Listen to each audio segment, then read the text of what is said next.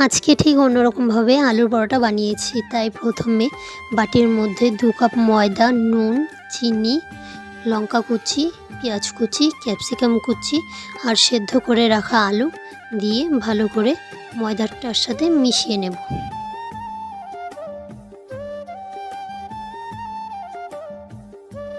তারপর অল্প অল্প জল দিয়ে ময়দাটাকে আমি ভালো করে মেখে নেব। মাখার সময় দিয়েছি জিরে গুঁড়ো আর গোলমরিচের গুঁড়ো দিয়ে আবারও ময়দার ডোটাকে আমি আবারও মেখে নেব। মাখা হয়ে গেলে লিচি কেটে এটাকে আমি উপরে একটু ময়দা ছড়িয়ে আমি বেলে নেব।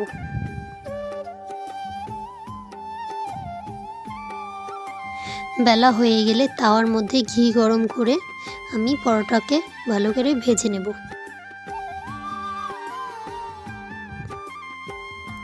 এপিট ওপিট ভালো করে পরোটাটা আমি ভেজে নিলাম।